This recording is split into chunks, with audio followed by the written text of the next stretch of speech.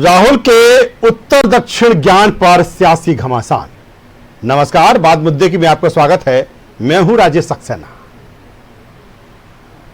राहुल गांधी ने केरल के त्रिवेंद्रम में जो कुछ कहा, उसके बाद राजनीति और सियासत में भूचाल खड़ा हो गया है। राहुल गांधी ने जिस तरह से केरल में पहुंचकर कहा कि उत्तर और दक्षिण में जिस तरह से उन्होंने जिक्र किया, केरल में आकर उन्होंने कहा कि यहाँ मैं ताज़ा महसूस करता हूँ, यहाँ के लोग मुद्दों में ज़्यादा रुचि रखते हैं, जबकि उत्तर भारत में ऐसा नहीं है। राहुल के इस बयान के बाद कई तरह के मायने उनके इस बयान को लेकर और उन्हीं मायनों के आधार पर राहुल गांधी पर सवाल खड़े हो रहे हैं। आज हम इसी से जुड़े मुद्दे पर बातचीत करेंगे, चर्चा करेंगे, लेकिन उससे पहले देखते हैं इसी से जुड़ी एक खास रिपोर्ट।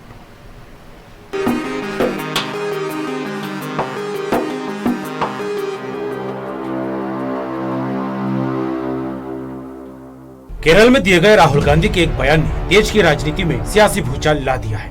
बीजेपी की तरफ से राहुल गांधी के इस बयान पर सियासी तीर चलने शुरू हो चुके हैं।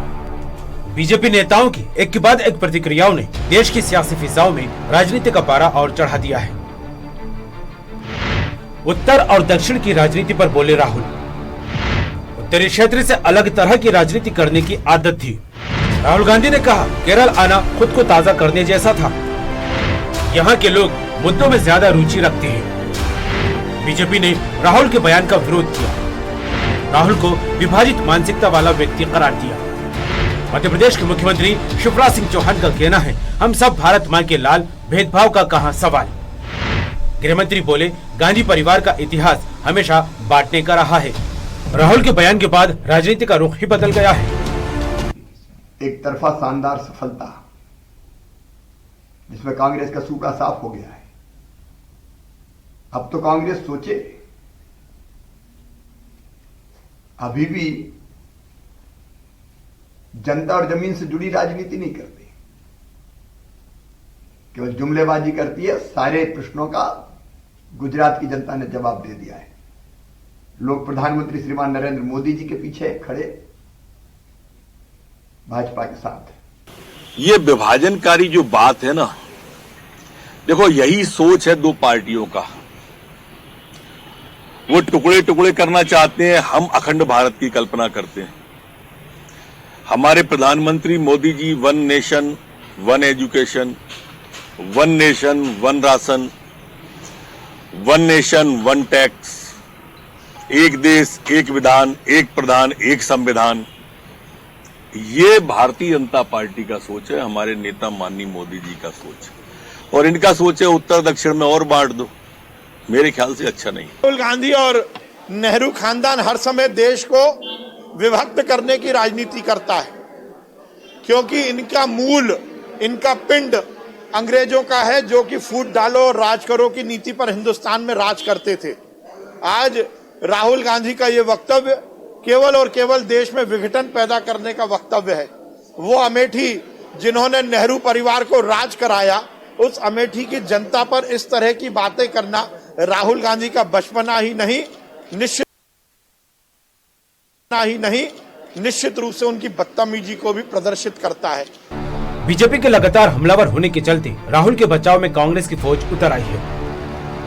श्री राहुल गांधी ने सबसे सार्थक आह्वान इस देश के लिए किया कि देश में मुद्दों की राजनीति होनी चाहिए, राजनीति का मुद्दा नहीं। परंतु भारतीय जनता पार्टी ने इसमें भी उत्तर और दक्षिण के विभाजन का टूल किट जारी कर दिया। कांग्रेस ने बीजेपी के आरोपों को बंटवारे की टूल किट बताया है और तलब है, राहुल गांधी 23 फरवरी को त्रिवेंद्रम में लोगों को संबोधित कर रहे थे। इस दौरान वो वहां के लोगों की तारीफ करने लगे। इस बीच उत्तर और दक्षिण की राजनीति को लेकर कुछ ऐसा बोल गए राहुल गांधी, जिसे बीजेपी ने पकड़ लिया और चारों ओर से राहुल के खिलाफ मोर्चा खोल दिया है। बीजेपी का कहना है, राहुल गांधी जिस उत्तर भारत का अपमान कर रहे हैं, सोनिया गांधी वहीं से सांसद हैं।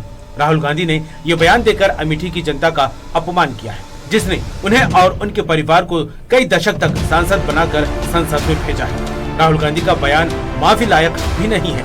ऐसे में देखना होगा राहुल के बयान और सियासी बयानबाजी के बीच बने माहौल में किस तरह का सियासी रंग सामने आता है।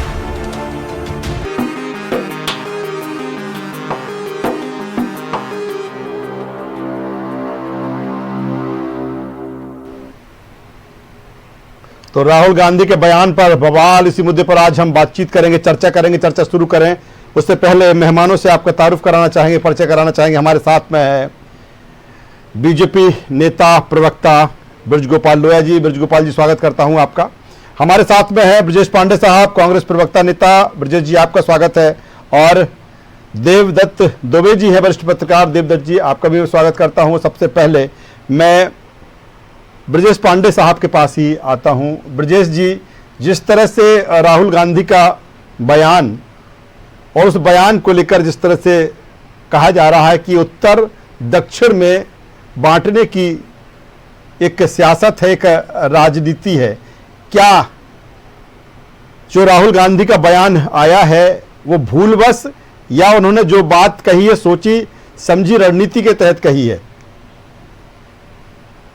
देखिए राजेश जी, आज देश में भारतीय जनता पार्टी जो पूर्णतया चाल, चरित्र और चेहरे से बेनकाब हो चुकी है, जिसके पास सार्थ मुद्दा नहीं बचा है, जिसके अंदर की संकल्पबद्धता खत्म हो गई है, जिसके अंदर पंडित दीनदयाल उपाध्याय जी से लेकर के अन्य नेताओं का, किसी का भी जो इनके आरएसएस के प्रणेता होते थे, उनके मापदंड चलने का माध्यम तो क्या है? ये भारतीय जनता पार्टी जो न राजनीति की शुचिता स्थापित कर सकती है, न राजनीति का प्रखर मापदंड स्थापित कर सकती है। जब आदरणीय श्री राहुल गांधी जी वायनाड में अपने राजनीतिक जीवन को साझा कर रहे थे, तो उन्होंने कहा कि आज इस देश को, इस नई जनरेशन को मुद्दों की आवश्यकता है, मुद्दों पे बात करना चाहिए, न कि राजनीति को मुद्दा बनाना चाहिए। कितनी सार्थक बात उन्होंने किया। नहीं, लेकिन ब्रजेश जी सवाल यहाँ पर इस बात को लेकर है कि जिस तरह से ब्रजेश जी, मैं आप अपनी बात जारी रखिए, बात जारी आप जारी रखिए। आप 60 सेकंड लीजिए। आप मेरा सवाल जो है, मेरा सवाल ये है कि उन्होंने ये जिस तरह से कहा कि यहाँ के लोग मुद्दों में रुचि रखते हैं, यहाँ के लोग मुद्दों में रुचि कर। देखिए राजेश जी, मैं ये कहना चाह रहा हूँ कि राहुल गांधी जी ने इस तरह तो नहीं कहा कि मुझे गंगा मैया ने बुलाया है, मैं गंगा जी में आया हूँ, क्योंकि मेरा गंगा मैया से बरसों पुराना रिश्ता है।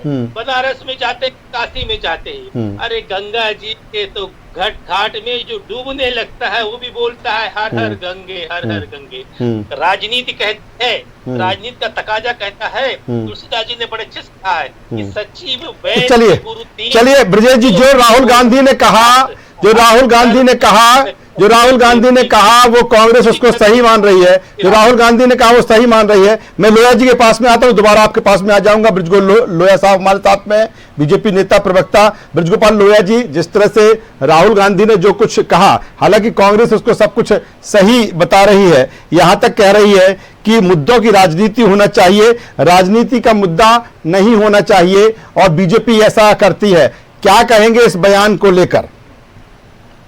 देखिए, मैं आपको बताऊं सक्सेना जी कि राहुल गांधी जी की बात को कांग्रेस में भी कोई गंभीरता से नहीं लेता है। आप कह रहे हैं कांग्रेस बचाव कर रही है, कांग्रेस बचाव नहीं कर रही।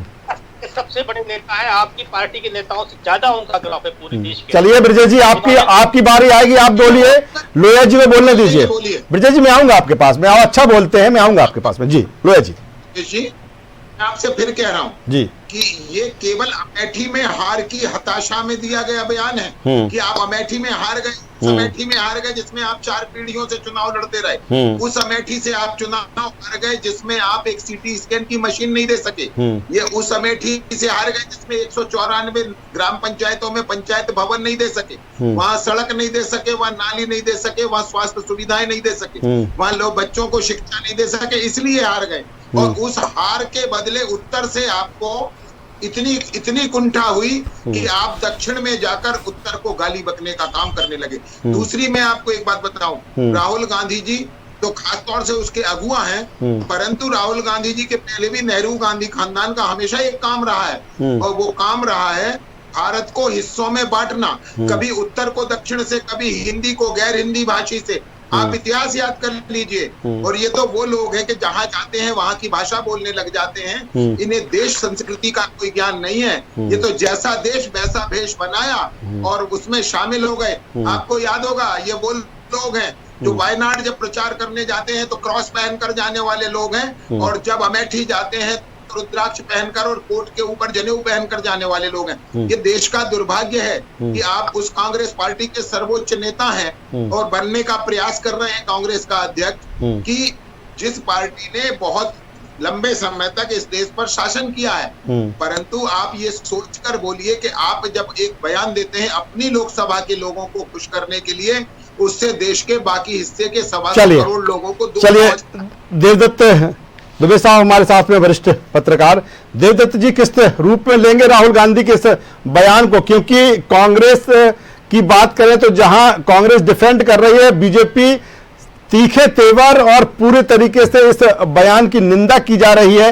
और जिस तरह से ब्रजेश जी कह रहे हैं, जिस तरह की दलील उनकी तरफ से है, क्या राहुल गांधी ने जिस तरह से कहा कि यहां आकर ताज़ा वो महसूस करते हैं, ताज़ा उनको लगने लगता है, और यहाँ के लोग जो हैं वो मुद्दों में रुचि रखते हैं, और उत्तर भारत के लिए अब तुलना की जा रही है कि क्या उत्तर भारत के लोग मुद्दों में रुचि नहीं रखते? उनके बयान को लेकर मैं आपका कमेंट चाहूंगा। देखिए, ये आज की बात नहीं है, राजनीति में जी तोल मोल के बोलने की नसीहत दी जाती है, लेकिन बिगड़े बोलों के लिए आजकल भारतीय राजनीति पहचानी जा रही है। कोई पीछे नहीं है, सब बोलते हैं जब जिसको जो मौका मिलता है। आप इसकी लिस्ट उठा के देखेंगे तो सब, और तिल का ताड़ बनाया जाता है। मूल मुद्दों पे बात होनी चाहिए, चाहे सत्ता पक्ष हो चाहे विपक्ष हो। जो आम आदमी की देश में जो समस्याएं हैं, गरीबी, बेरोजगारी, किसानों की और महंगाई, बहुत सारे मुद्दे हैं जिन पे बात होना चाहिए। ये कहाँ की बात है कि आप यहाँ के लोग ताजी हवा है वहाँ नहीं है, ये इससे क्या होना जाना। एक ही वातावरण में जन्मे, एक ही माँ बाप की 4 संतानें होती हैं, तो उनमें भी अलग अलग स्वभाव होता है। तो फिर ये अलग अलग स्वभाव भी है, उससे क्या लेना देना किसी का। कभी राजनीति धर्म के नाम पर बांटी जाती है, कभी जाति के नाम पे, कभी भाषा के आधार पर, और अब बौद्धिकता के आधार पर भी क्या राजनीति बांटी जाएगी? नहीं तो क्या देवदत्त जी, तो क्या देवदत्त जी जिस तरह से कहा जा रहा है कि देश के विभाजन के रूप में इस बयान को देखा जा रहा है, और आपने कहा है कि तिल का ताड़ बनाया जाता है राजनीति में, तो क्या राहुल गांधी की इस तरह की मानसिकता नहीं थी? सिर्फ वहां पर उनको एक अच्छा महसूस हो रहा था केरल त्रिवेंद्रम में, और उन्होंने कहा कि हाँ ताजा महसूस कर रहे हैं। देखिए, ये स्वाभाविक होता है कि कोई भी जब जहां जाता है उन लोगों के बीच उनकी बात करता है स्वाभाविक रूप से। कई बार मैंने देखा कि जो जाति है उस पे मतलब रुचि नहीं रखते या उसको मानते नहीं है, लेकिन जब वो कोई नेता अपनी जाति के उसमें जाता है तो अपनी जाति की बड़ाई करता है, जबकि नेता तो सार्वभौमिक होता है, सबका होता है। तो ये एक स्वाभाविक प्रतिक्रिया है। लेकिन राजनीति तो बात इसी की है कि आप उसको ढूंढना पड़ता है कि कैसे किसी मुद्दे को क्या किया जाए। ये एक बात नहीं है, ये अनेकों उदाहरण है, कोई राहुल गांधी की नहीं है ना विपक्ष की बात है। राजनीति आजकल इसी मुद्दे का नाम है, इसी पे चलती है कि आप कैसे भी लपक लो कैच बाउंड्री पे जाते जाते उसको चौका छक्का ना मारने पाए आप, यही चल रहा है। अन्यथा जो बुनियादी समस्याएं हैं, आजादी के बाद सबको मौका मिला है सरकारों में रहने का, कांग्रेस को भी, अन्य दलों को भी, भाजपा को, लेकिन समस्याएं तो जस की तस बढ़ती जा रही हैं। चलिए, समस्याएं जस की तस बढ़ती जा रही। देवदत्त दुबे साहब जिस तरह से कह रहे हैं, ब्रजेश जी आपके पास में आता हूं। आप कह रहे थे, लोया जी जब बोल रहे थे, आप अपनी बात जारी रखिए। राजेश जी, मैं समझता हूं कि जितनी गंभीर और सूक्ष्म मीमांसा आप करते हैं हर बिंदुओं का, हर कंटेंट का, वैसा कोई पत्रकार प्रदेश के अंदर नहीं कर पाता। सबसे महत्वपूर्ण बात यह है कि भारतीय जनता पार्टी और इनके आदरणीय हमारे प्रवक्ता मित्र सामने बैठे हुए, मैं इनको चुनौती देता हूँ, मैं इनसे डिबेट करने को इसी बिंदु पे तैयार हूँ कि क्या ये और इनकी पार्टी झूठ, असत्य, कपट छल, फरेब, माया जाल फेंकने का कार्य नहीं करती। आज के दिन सरदार वल्लभ भाई पटेल जो इस देश के सिर्फ गृहमंत्री नहीं थे, देश के फेडरल मूवमेंट के सबसे बड़े योद्धा अगर कोई दो लोग थे तो महात्मा गांधी जी, सरदार पटेल थे। सरदार पटेल जी का नाम का स्टेट बदल करके नरेंद्र मोदी जी अपने नाम से गुजरात में स्टेडियम का नाम रख दिया। आप बताइए मुझको, क्या यह उचित था? दूसरी बात, आदरणीय श्री राहुल गांधी जी अमेठी से 15 बार सांसद थे। उनके अपने जीवन का, जैसे अभी दुबे जी ने कहा, आदरणीय दुबे जी ने, उनके अपने जीवन का अनुभव है। उन्होंने उत्तर भारत के बारे में नहीं कहा, उन्होंने अपने अमेठी कंस्टिट्यूएंसी के बारे में कहा कि वहाँ के लोग इस मुद्दे पे इस तरह की चर्चा करते थे, इस तरह गंभीर मंत्रणा करते थे। यहाँ के लोग के मुद्दे अलग है। जलवायु परिवर्तन तो हर जगह रहा है, प्रकृति का नियम है, लेकिन जिस तरह की बातें भारतीय जनता पार्टी कर रही है, उत्तर और दक्षिण के बातों में विभाजित करने का प्रयास कर रही है, ये इनकी कुत्सित मानसिकता को दर्शाता है। दूसरी महत्वपूर्ण बात आप ये देखिए, रमेश चन्नीथल्ला जी ने केरल में, जो बहुत बड़े नेता है, हमारे राष्ट्रीय अध्यक्ष थे युवा कांग्रेस के, आता हूँ लोया जी, आता हूँ आपके पास में आता हूँ जी। ईश्वर यात्रा पे ही उन्होंने ये शब्द विचार रखे कि आज मैं यहाँ आया हूँ। दुबे जी ने ठीक कहा, आपके पार्टी के नेता मोदी जी बंगाल गए तो बोले रविन्द्रनाथ टैगोर जी के समय की स्मृतियां गायब हो गई हैं। अमित शाह जी जाते हैं तो वो वहाँ के अन्य नेताओं का नाम लेते हैं। कौन नेता नहीं करता? अगर अपने कंस्टिट्यूएंसी के अंदर अपने मतदाताओं का मनोबल बढ़ाना है, उनका विश्वास बढ़ाना है, उनके अंदर जागृत शक्ति पैदा करना है, उनकी चेतना शक्ति को और जागृत मिले जाना है, तो ये अपराध नहीं। लेकिन ब्रजेश जी, मेरा सवाल यहाँ ये भी एक बनता है, ठीक है, आप केरल गए हैं, वहां से आप चुने गए, निश्चित तौर पर उस जिस जनता के बीच में आप गए हैं, मनोबल उसका बढ़ाइए। ये भी कहिए कि मैं यहाँ पर आपके बीच में आता हूं तो ताजा महसूस करता हूं, कहीं ना कहीं कुछ चेंज दिखता है। लेकिन सीधे तौर पर एक कह देना कि मुद्दों में ज्यादा रुचि यहाँ के लोग रखते हैं, तो सवाल तो खड़े होंगे ही ब्रजेश जी। उन्होंने ये कहा जी, मैंने उनका पूरा बयान देखा है, अभी सुबह से टीवी में चल रहा है, मैंने ये देखा। उन्होंने ये कहा कि यहाँ के लोग बड़ी बुद्धिमत्ता के साथ पॉलिटिक्स करते हैं, इनसे बहुत कुछ सीखने का और इनके अनुभव को साझा करने का मन करता है। क्या अपराध कर दिया? अपने कंस्टिट्यूएंसी के मतदाताओं को कह दिया। इनको बड़ी हंसी आ रही है हमारे भाजपा प्रवक्ता साथी को। अरे आप लोग इस बात को कैसे भूल जाते हैं कि इस देश के आजादी की लड़ाई दिलाने वाले महात्मा गांधी को तो आपने नोटबंदी के बाद गायब कर दिया और उनके नाम पर खादी में जाकर के मोदी जी बैठ जाते हैं। और आज सरदार पटेल, जिन्होंने इस देश के सारे राजाओं को इंटीग्रेट करने का काम किया था, उनको नाम के स्टेडियम को मोदी जी ने बदल दिया। इससे बड़ा दुर्भाग्य क्या होगा? आप हमारे देश की महापुरुषों की पटेल।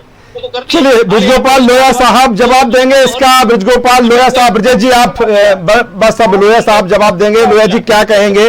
जिस तरह से अब लगातार जो बीजेपी है वो हमलावर है और इसको विभाजित करने वाला बयान कहा जा रहा है, सारे तमाम नेता जो कह रहे हैं बीजेपी के, और जिस तरह से ब्रजेश जी ने कहा है, क्या जवाब आपका?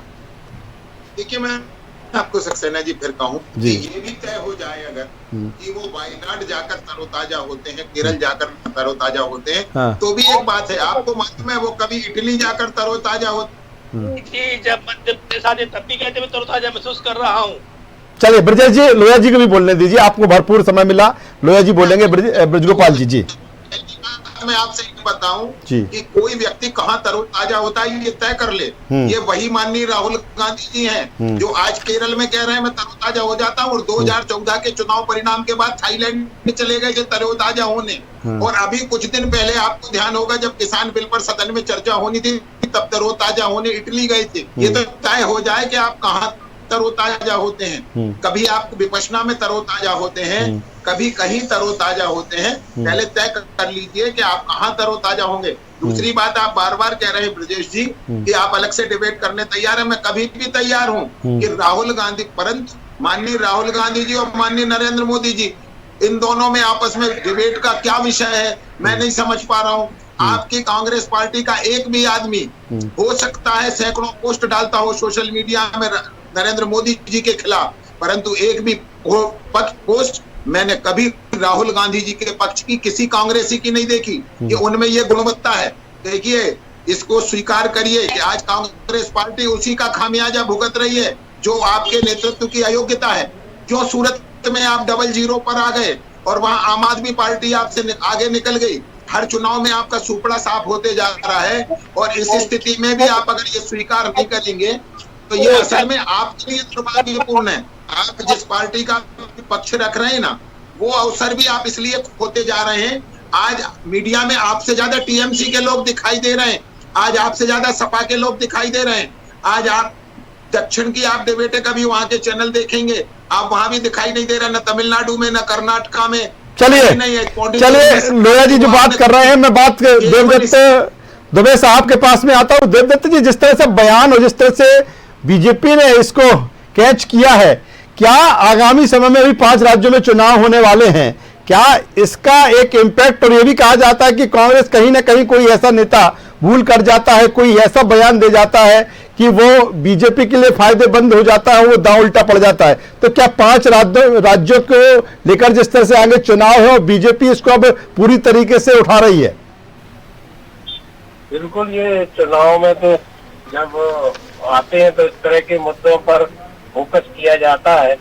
और ये जो होता है राजनीति में कि एक बयान में थोकबंद वोट की व्यवस्था कैसे हो जाए। देश में समस्या सबसे बड़ी वोट हो गई है इस समय। वोट ना पड़ते होते तो इतनी जाति, धर्म और इतनी भाषा, आधार, ये सब बातें ना होती। तो वो समस्या है और थोकबंद वोट चाहिए। अब राजनीतिक लोगों की इमेज पर, विकास के नाम पर और जो चार चेहरे, इन सब पर वोट मिलते नहीं है। तो अब तो ऐसा बोलो कि एक थोक वोट बैंक आ जाए, लेकिन कई बार रिएक्ट भी हो जाता है और कांग्रेस के नेता एन वक्त पे ऐसे बोलने के लिए माहिर हैं। आपने देखा होगा गुजरात चुनाव में एन टाइम पे मणिशंकर अय्यर ऐसा बयान देते हैं। ऐसे बहुत सारे उदाहरण हैं। चलिए, तो देखना होगा कि क्या कुछ इम्पैक्ट इस बयान के बाद, हालांकि राहुल गांधी ने जो कुछ कहा उसके बाद सियासी बवाल पूरे देश में, और अब देखना होगा कि इसके किस तरह से परिणाम सियासत और राजनीति में देखने को मिलते हैं। हमारे साथ जुड़ने के लिए ब्रजगोपाल लोया साहब आपका, ब्रजेश पांडे साहब आपका और देवदत्त दुबे साहब आपका, तीनों मेहमानों का शुक्रिया करना चाहूंगा। तो राहुल गांधी के उत्तर दक्षिण ज्ञान पर सियासी घमासान मचा हुआ है, बीजेपी पूरी तरीके से हमलावर है। वहीं कांग्रेस की बात करें तो कांग्रेस पूरी तरीके से बचाव की मुद्रा में है। फिर भी चूंकि आने वाले समय में 5 राज्यों में चुनाव होना है, ऐसे में क्या राहुल गांधी का ये बयान कांग्रेस के लिए, कांग्रेस पार्टी के लिए उल्टा पड़ सकता है? आगे ये देखने की बात होगी कि किस तरह का इसका इम्पैक्ट सामने आता है। इस चर्चा में बस इतना ही। न्यूज़ वर्ल्ड पर खबरों का सिलसिला लगातार जारी है, बने रहिए हमारे साथ। नमस्कार।